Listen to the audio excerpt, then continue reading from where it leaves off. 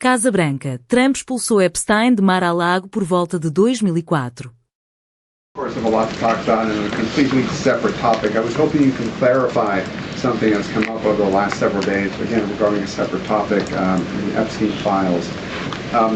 According to newly released files, the president had a conversation with the Palm Beach police chief in the early 2000s, according to the police chief in 2019.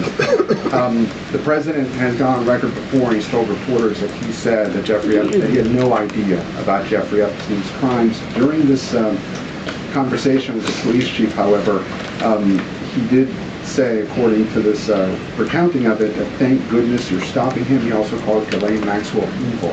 So my two questions are, did that conversation with the Palm Beach police chief happen? And can you explain the discrepancy? What I will say is that the president has always remained consistent and that he kicked Jeffrey Epstein out of his club at Mar-a-Lago because, frankly, Jeffrey Epstein was a creep.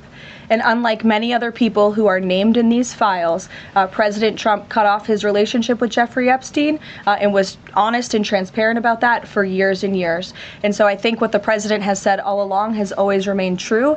And the release of more than 3 million documents related to Jeffrey Epstein and his heinous, disgusting crimes just shows the level of transparency that this president and administration has committed to in bringing these files to light. But did he call the chief in 2006? Caroline, did he call the chief? Look, it was a phone call that may or may not have happened in 2006. I don't know the answer to that question. What I'm telling you is that what President Trump has always said is that he kicked Jeffrey Epstein out of his Mar-a-Lago club because Jeffrey Epstein was a creep, and that remains true. And this call, if it did happen, corroborates exactly what President Trump has said from the beginning. And I'm sure many of you, when you read that alleged FBI report, probably thought to yourself, wow, this really cracks our narrative that we've been trying to push about this president for many years. So we're moving on from that. Ghislaine Maxwell, is the president going to rule out a pardon for her?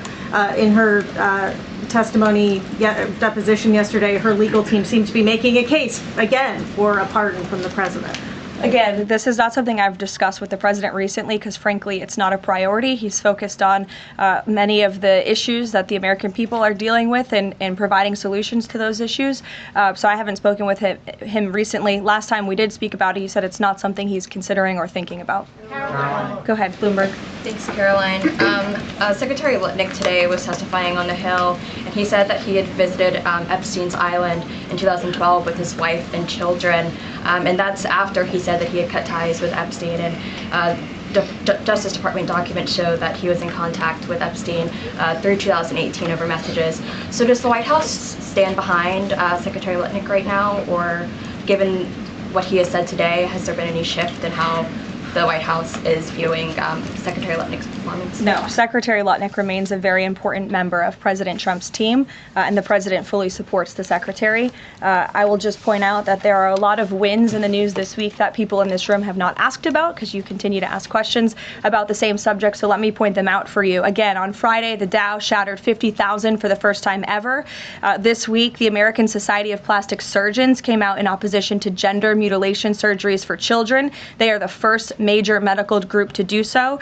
A federal appeals court today, nobody asked about that, just upheld the Trump administration's policy of detaining illegal aliens, validating the strong measures that have driven illegal crossings to historic lows, and sent a crystal clear message that under President Trump, if you enter the country illegally, you will be detained and removed. The murder rate, again, not a single question about this, has plunged to a 125-year low as crime falls across the board, thanks to President Trump's crime crackdown.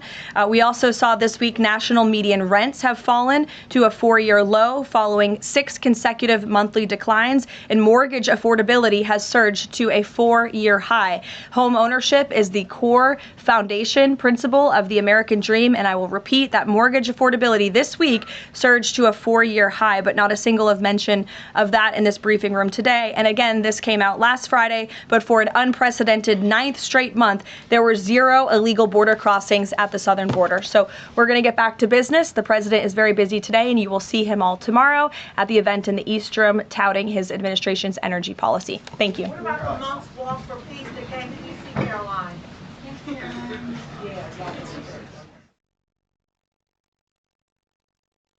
Este website pode ajudá-lo a melhorar a sua leitura e compreensão auditiva em inglês.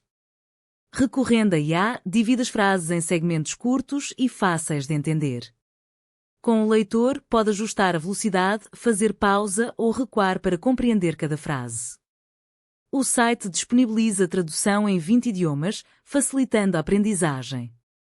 Basta escrever engnest.com no seu navegador e experimentar.